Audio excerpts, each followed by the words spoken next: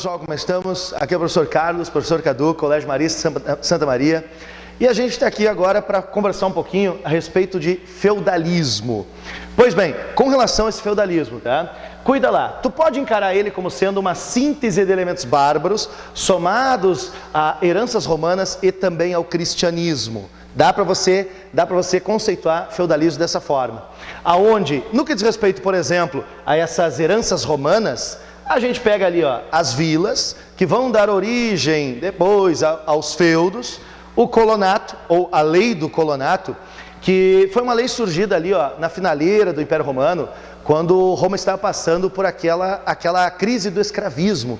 E isso fez com que o Estado imperial agisse, tentando manter, de todas as formas, o camponês fixo na terra. Vai te dar origem à servidão. No caso de elementos bárbaros presentes na formação do feudalismo, nós temos o comitatus. O comitatus, nada mais nada menos, uma união de guerreiros em torno de um chefe militar, aonde esses guerreiros têm uma relação de fidelidade e prestação de serviço militar. Facilita a tua vida. Pensa lá, ó, comitatus, pega um exemplo lendário, lenda de Rei Arthur. Era um chefe militar, temos uma união de guerreiros em torno dele, relação de fidelidade e prestação de serviço militar. E tem também, nesses elementos bárbaros, a questão do direito consuetudinário. Bom, direito consuetudinário são regras, leis, que pode encarar dessa forma, leis baseadas nos costumes, baseadas na tradição. Não está escrito em lugar nenhum, mas mesmo assim as pessoas cumprem baseadas nos costumes, na tradição. E aí você pode pegar, por exemplo, a questão da monogamia. Bom, essa é uma forma de você dizer o que foi o feudalismo. Claro que não é uma maneira completa, mas é uma maneira. Para você ter um conceito mais completo a respeito de feudalismo, né, ter uma resposta mais completa sobre essa pergunta, o que foi o feudalismo, você precisa falar a respeito de política, sociedade e também de economia. Então vamos colocar alguns pontos aqui, né? Na parte da política, nós temos a descentralização. O feudalismo ele é caracterizado por uma descentralização política, onde cada senhor feudal era como se fosse um verdadeiro senhor absoluto dentro dos seus domínios. Cada senhor feudal possui uma autoridade político-administrativa, militar, judiciária e também tributária, o que acaba colocando uma grande força nas mãos dessa figura.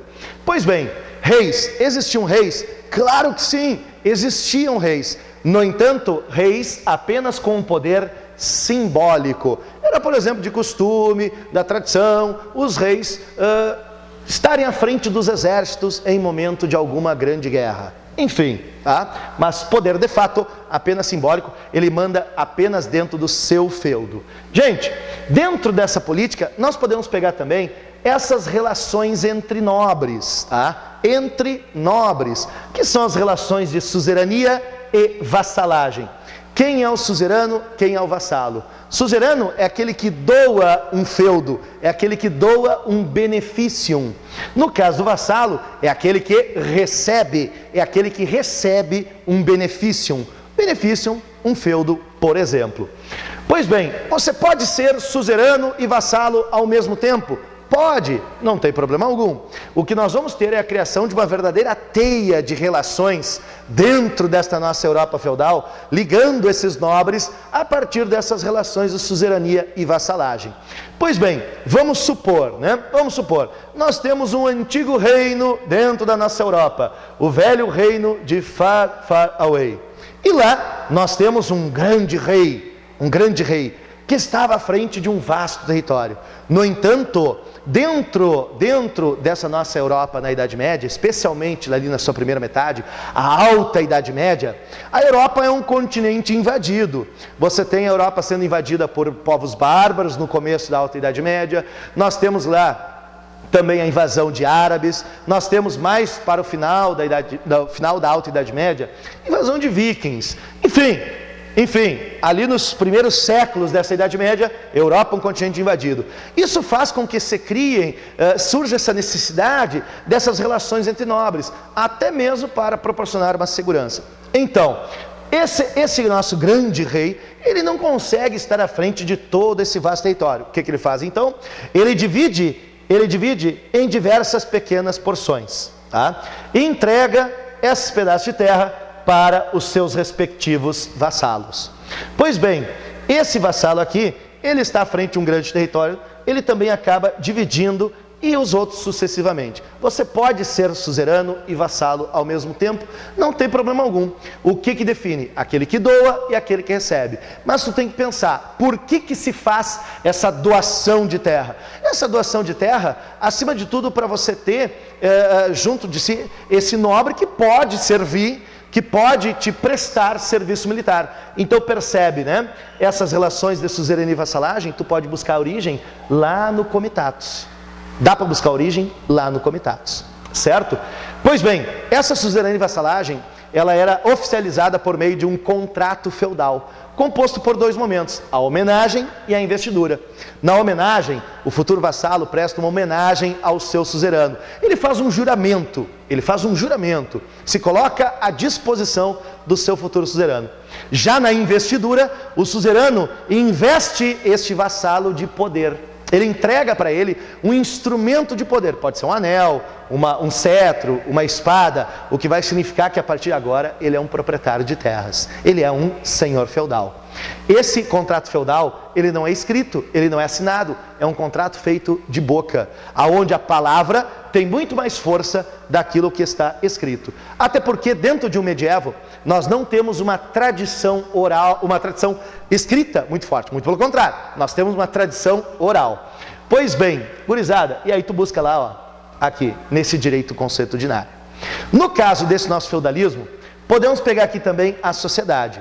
Era a sociedade, basicamente, dividida aqui, ó, clero, nobres e servos, tá? Uma situação bem interessante que os medievalistas mais recentes colocam, né? Como que esta sociedade, ela é dividida?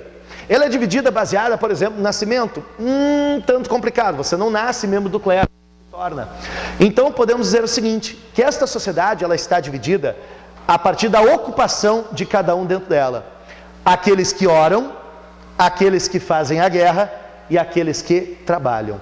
Os oratores, os belatores e os laboratores. Labor, trabalho. Laboratores, aqueles que trabalham, os nossos servos. Pois bem, aqui existem dois destaques especiais que devem ser feitos. O clero, num primeiro momento, tá? Composto aqui por membros da igreja, aonde esse clero ele pode ser dividido, por exemplo, em duas partes. Existe um clero secular, que é aquele clero que obedece a uma hierarquia da igreja, é o clero da paróquia, certo? Padre, bispo, arcebispo, cardeal, papa. E temos também um clero regular. O clero regular está ligado às ordens monásticas, tá? É aquele clero do monastério, agostinianos, beneditinos, franciscanos, está ligado então a essas ordens monásticas. Agora, um ponto de grande importância é exatamente isso, que a igreja, dentro desse nosso medievo, o clero, membros da igreja, e a igreja é a instituição mais poderosa do medievo.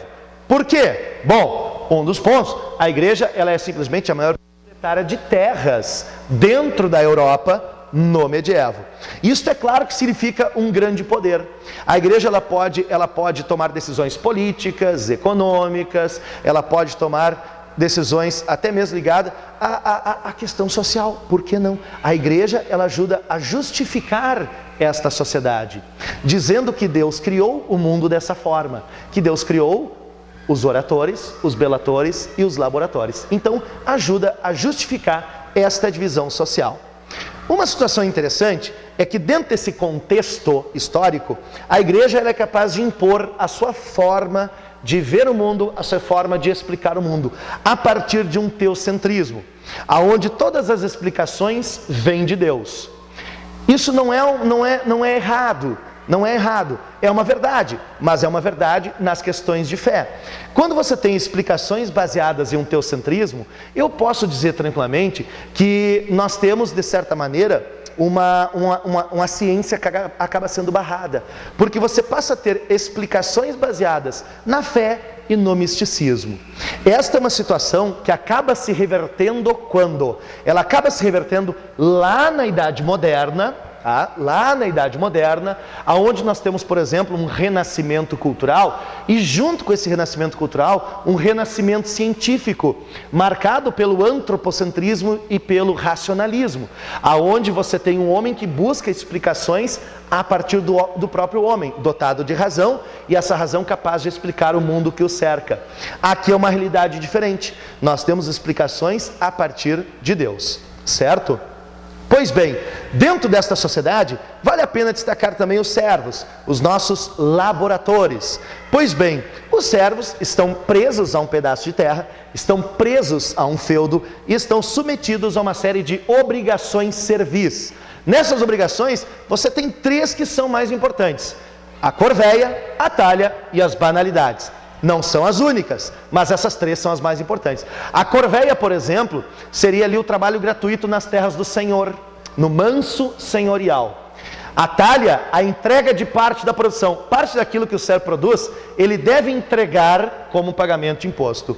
E as banalidades é o imposto pago pelo uso da infraestrutura do feudo, né? Então usou o moinho, pagou para usar, usou o forno, pagou para usar. Mas lembra lá que nessas obrigações servis, tu não tem um pagamento em dinheiro, porque o servo não tem moedinha de ouro para pagar essas obrigações. Portanto, como é que ele paga? Ele pode pagar de 2 formas, com trabalho ou com produção, certo? Então, vale a pena destacar essa gurizada aqui e também o clero dentro dessa sociedade. Os nobres, meu amigo, os nobres simplesmente tu joga aquelas relações de suzerania e vassalagem, aquilo que nós já conversamos na parte da política. E para definir esse feudalismo, pegamos também a economia, tá? A economia, tá? Uma economia de base agrícola, centrada no feudo. O feudo, ele é a unidade econômica básica. O que significa isso? Que toda a vida econômica funciona dentro desse feudo. Nós temos uma economia de subsistência com forte tendência à autossuficiência.